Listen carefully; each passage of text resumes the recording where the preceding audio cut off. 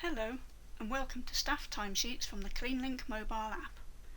This final video tutorial will show you what to do with timesheets that have been sent back from the mobile device. We will include how to get and receive data, how to process timesheet data, and finally how to import data into the pay cycle.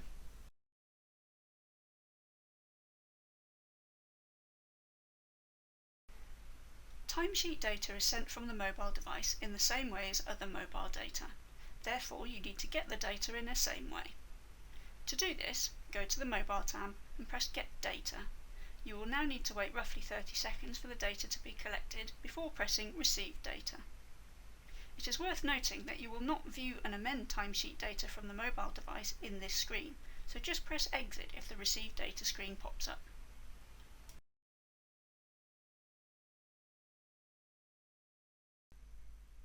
To view and amend timesheet data, go to the Pay tab and select Timesheet Processing. Now let's take a minute to explain what you can see in this screen. The staff number and employee name are listed on the left-hand side. If the employee was manually added to the timesheet using their name, the staff number will be left blank. If comments were added to the staff timesheet, it will show as an oddity in the name field. Next we see the site code and log date fields. If a site has not been set to import data into the pay cycle, then the site name will show in a different colour. In order to correct this, ensure you have set the staff check contract number correctly at site level. It is important to know that the first 4 columns can be sorted by clicking the column header that you wish to order by. The next column is designed to show you which pay code has been used to add an extra item to the staff timesheet. Next we move on to the hours worked and regular hours columns. These are used to determine whether the hours to pay are within tolerance or not, and if so, the in toll field will be automatically ticked and the hours to pay figure would be highlighted in yellow. The error absence code field will either show you the absence type used, for example HO for holiday, or an error code will be displayed in red. You can press F5 on the error code to see a description of the error. Errors would either need to be rectified in order to pay the hours, or tick the Ignore Record field to discard this data from the import. The final columns to take note of are probably the most important. They are hours to pay and value to pay. Hours to pay will show 3 rows for each employee on each day, a row for each pay rate.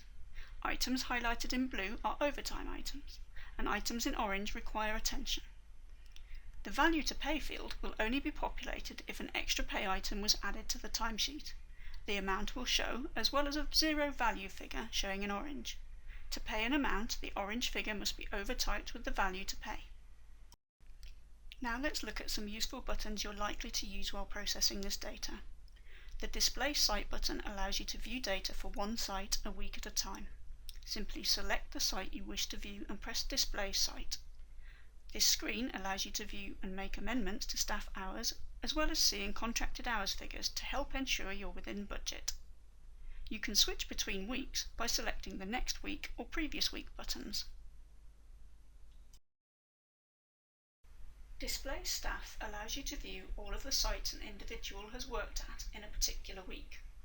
As with Display Site, simply select the employee and in this case press Display Staff. You can now make amendments to the hours if you wish.